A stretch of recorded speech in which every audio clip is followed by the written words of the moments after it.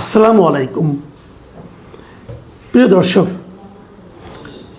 সংসদ শুরু হওয়ার পর গতকাল মানে 15 তারিখে যখন দ্বিতীয় দফা শুরু হলো,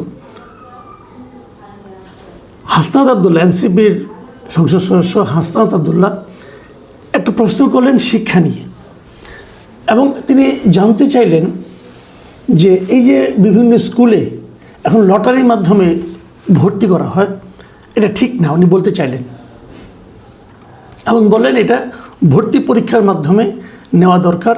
তা না হলে যেটা হয় যে পরবর্তী সময়ে মানে ফিডার ইনস্টিটিউশন থেকে ভালো শিক্ষার্থী আসে না, এই যুক্তিটা উনি দিলেন এবং লটারির পদ্ধতি যেটা ছিল সেটাকে বাতিল করার কথা বললেন। জবাবে আমাদের শিক্ষামন্ত্রী মিস্টার এহসানুল হক মিলন, আমার খুব পছন্দের লোক, ওনার সঙ্গে আমার ব্যক্তিগতভাবে একটা সম্পর্ক আছে। এইভাবে উনি আমি যখন ইউনিভার্সিটিতে পড়তাম, যে হলে থাকতাম সেই হলে উনি নির্বাচিত ছাত্র সংসদের ভিপি ছিলেন, সে হিসেবে আমার সঙ্গে খুব ভালো সম্পর্ক। উনি খুব ত্বরিত মানে ব্যবস্থা নেওয়া দিতে অভ্যস্ত, আগেও দেখেছি এখনও দেখি। উনি সেখানে বললেন যে এটা নিয়ে আগে যেটা ছিল লটারি সিস্টেম সেটা আদৌ মানে ভালো কি না উনি ভালো বলে উনি মনে করেন না, এবং কী করতে হবে আগামীতে এটার জন্য উনি বিভিন্ন স্টেক হোল্ডার যারা আছে, অভিভাবক যারা আছে, অভিভাবক এবং আরও যারা এর সঙ্গে সম্পর্কিত তাদের সঙ্গে বসবেন, বসে কথা বলবেন। তারপরে এটা নিয়ে সেমিনার সিম্পোজিয়াম করবেন, তারপরে মাননীয় সংসদ সদস্যদের সঙ্গে কথা বলবেন এবং তারপরে একটা জনমত সৃষ্টি করবেন, এবং জনমত সৃষ্টির মাধ্যমে আগামী শিক্ষাবর্ষে কিভাবে ছাত্র ভর্তি করতে হবে সে ব্যাপারে তার সরকার একটা সিদ্ধান্তে যাবেন। আমার কাছে এই কথাগুলো ভালো লেগেছে কেন আমি সবসময় বলে থাকি, একটা বড় যখন কোনো সিদ্ধান্ত নেবেন আপনি, এবং যে সিদ্ধান্তের সঙ্গে অনেক মানুষ জড়িত, অনেক লোকের ভবিষ্যৎ জড়িত, অনেক লোকের জীবন জড়িত, সেই সিদ্ধান্তগুলো কমন সেন্স দিয়ে নেওয়া উচিত না। আমি বহুবার বলেছি যে কমন সেন্সটা খুব জরুরি একটা বিষয়, বাট কমন সেন্স দিয়ে বড় কাজ করা যায় না। বড় কাজ করার জন্য দরকার এক্সপার্ট লোক, অভিজ্ঞ লোক, বিশেষজ্ঞ লোক। তো ওনার কথা আমার কালকে পর্যন্ত পছন্দ হলো। আজকেই দেখলাম উনি একটা প্রেস কনফারেন্স করেছেন, এবং সেই প্রেস কনফারেন্স করে বলছেন যে আগামী বছর থেকে এই লটারি পদ্ধতির ভর্তি প্রক্রিয়া থাকবে না। আমি বিস্মিত হলাম একটু এই কারণে যে উনি যে চট করে না করে দিলেন এটা থাকবে না, তো সেটা উনি এর মধ্যে কার সঙ্গে কথা বললেন? উনি তো বললেন যে উনি স্টেক হোল্ডারদের সঙ্গে কথা বলবেন। উনি কোন অভিভাবকদের সঙ্গে কথা বললেন 24 ঘন্টার মধ্যে? উনি কোথায় সেমিনার সিম্পোজিয়াম করলেন? উনি কার সঙ্গে আলোচনা করলেন? যারা নাকি শিক্ষা বিষয়ে এক্সপার্ট তাদের নিয়ে বসেছিলেন, কবে বসলেন? যদি বসলেন তাহলে সেটা আপনি গতকালকে বললেন না কেন? তার মানে উনি আজ রাতে মানে গত রাতে ওখান থেকে বেরিয়ে এসে একা একা চিন্তা করেছেন, অথবা দু একজন বন্ধুবান্ধবের সঙ্গে কথা বলেছেন, অথবা যাদের সঙ্গে ওনার সম্পর্ক আছে তাদের সঙ্গে কথা বলেছেন, এবং তারপর কমন সেন্সের ভিত্তিতে আজকে ডিক্লেয়ার করে দিলেন যে কোনো লটারি পদ্ধতি আর থাকবে না আগামীতে, এবং ভর্তি পরীক্ষার মাধ্যমে হবে, প্রাইমারি স্কুল থেকে ভর্তি পরীক্ষার মাধ্যমে হবে। আমি এখানে কয়েকটা প্র্যাকটিক্যাল কোয়েশ্চেন করি আপনাকে, এবং আমি সবাইকে জন্য এটা বলছি। ধরেন ক্লাস 1-এর একটা ছাত্র, সে কি ভর্তি পরীক্ষা দেবে? তার মানে স্কুলে আসার আগেই তাকে পড়াশোনা শুরু করতে হবে। যদি সে 5 বছর বয়সে ক্লাস 1-এ ভর্তি হয়, তার আগেই তাকে কোচিং করতে হবে, পড়াশোনা করতে হবে, কারণ তাকে একটা ক্লাস 1-এ ভর্তির জন্য একটা ভর্তি পরীক্ষা দিতে হবে।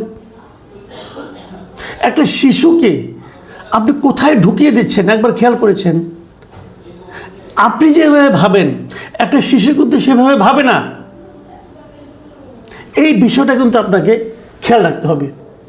একটা শিশু প্রতিযোগিতার কথা ভাবে না, একটা শিশু আনন্দের সঙ্গে শিক্ষা লাভ করতে চায়। আপনি কোন জায়গার পদ্ধতি এখানে আনছেন? একটা শিশু কি হবে আপনি ক্লাস 1-এ বুঝতে পারবেন? আমি মিলন ভাইকে বলবো এবং অন্য আপনাদের যারা শুনছেন তাদের সবাইকে বলবো, ভাবুন তো ক্লাস 1-এর যে ছেলেটা অথবা যে মেয়েটা, যে আপনার যে সহপাঠী ক্লাসে ফার্স্ট হতো, সে এখন কোথায়? সে কি এখনও ফার্স্ট হয়ে চলেছে?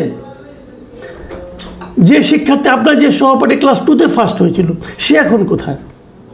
যে 3-তে ফার্স্ট হয়েছিল, 4-এ ফার্স্ট হয়েছিল, 5-এ যে বৃত্তি পেয়েছিল সে এখন কোথায়?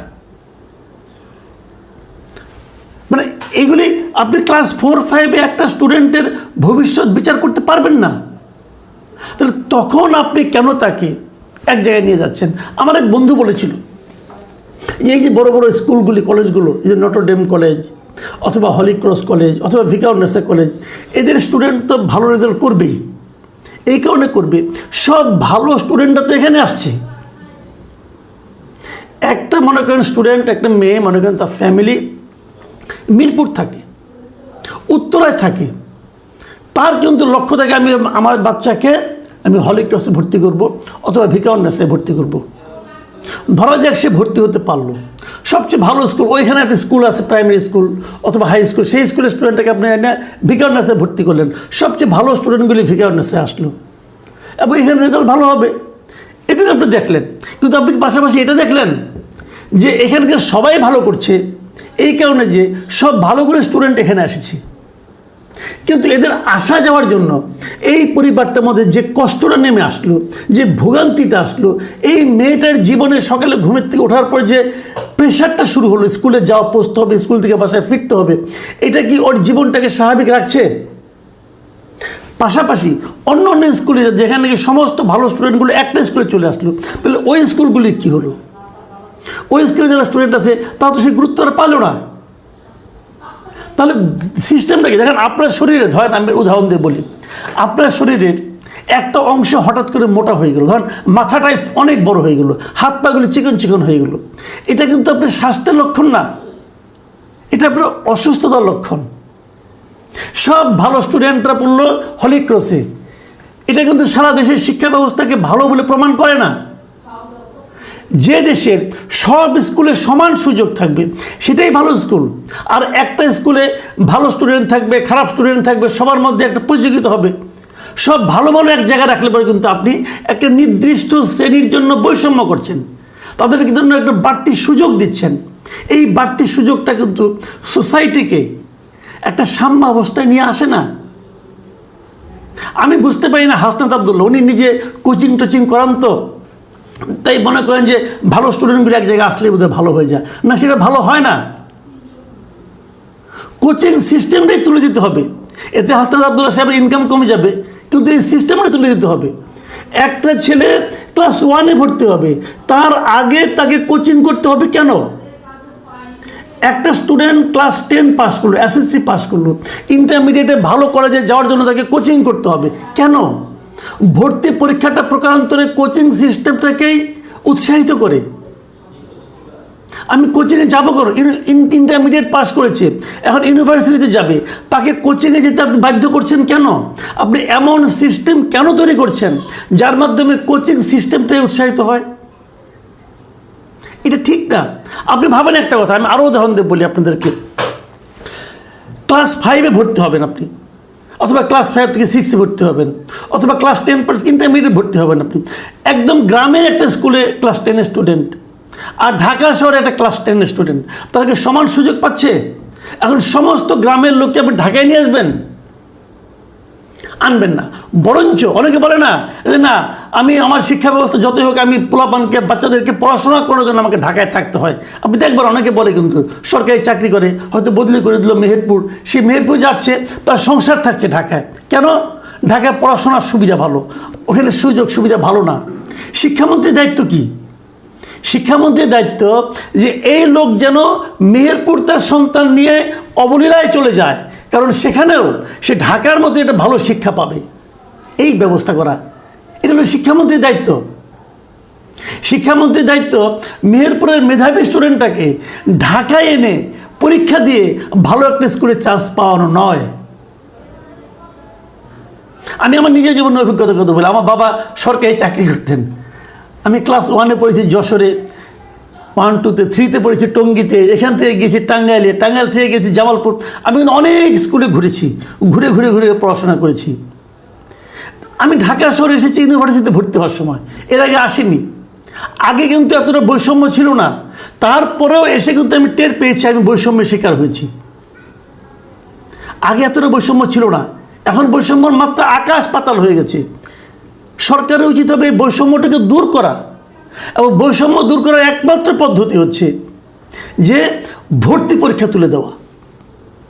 স্কুলে ভর্তি হবে, একটা ছেলে ক্লাস 5 পাস করলো, এর অর্থ হলো সে ক্লাস 6-এ পড়ার যোগ্যতা অর্জন করলো। সে কোন স্কুলে পড়বে? যেখানে তার বাসা, সে বাসার আশেপাশের স্কুলগুলিতে পড়বে। যদি বাসা থেকে স্কুলে যাওয়া আসায় তার 3 থেকে 4 ঘন্টা নষ্ট হয়, তাহলে সেটা স্টুডেন্টের জন্য কোনো অনুকূল পরিবেশ তৈরি করলো না। ওয়াকিং ডিস্টেন্সে স্কুলে তাকে পড়তে হবে। সেই ব্যবস্থাটা করার জন্যই কিন্তু লটারি সিস্টেম হয়েছিল। এটা কেন করা হয়েছিল? দেখেন, গ্রামে কিন্তু এই প্রবলেমটা নাই। এই প্রবলেমটা কেবল ঢাকা শহরে এবং বড় বড় শহরগুলোতে, যেখানে নাকি নামি দামি স্কুল আছে। স্কুল নামি দামি হবে কেন? সব স্কুল সমান মানের হতে পারবে না কেন? এটা করার দায়িত্ব হলো শিক্ষামন্ত্রীর। শিক্ষামন্ত্রীর দায়িত্ব একটা স্কুলকে বড় করা, একটা স্কুলকে ভালো করা, আরেকটা স্কুলকে ছোট করে দেখানো। এটা শিক্ষামন্ত্রীর দায়িত্ব নয়। শিক্ষামন্ত্রীর দায়িত্ব, আমি শিক্ষামন্ত্রীকে বলবো, ভাই কয়েকটা জায়গায় একটু ঘুরেন, একটু খবর নেন। পৃথিবীর বেস্ট শিক্ষা এই মুহূর্তে বলা হচ্ছে ফিনল্যান্ডে। একটু ফিনল্যান্ডে যান, আপনি যে দেখেন ওখানে কীভাবে শিক্ষা হয়। আপনি তো দীর্ঘদিন আমেরিকায় ছিলেন, আপনি দেখেন ওখানে কি ভর্তি পরীক্ষা হয়? আপনি তো আমেরিকায় ছিলেন, আপনি বলেন। বাড়ির আশেপাশে স্কুলে স্টুডেন্টরা যেতে, স্টুডেন্টদেরকে পাঠাতে শিক্ষার্থী গার্জিয়ানরা আগ্রহ বোধ করবে, এই যে পরিবেশটা তৈরি করা, এটা শিক্ষামন্ত্রীর কাজ। গাজীপুরের ছেলেকে, গাজীপুরের মেয়েকে ঢাকায় ভিকারুন্নেসে পড়ানোর জন্য ওই ফ্যামিলি ঢাকা শহরে একটা বাসা ভাড়া নিয়ে থাকা, এটা শিক্ষামন্ত্রীর কাজ না। আমি খুবই হতাশ হয়েছি মিলন ভাই, আমি সরি টু সে, আমি আপনার উপর অনেক শ্রদ্ধা রেখে কথাটা বলছি।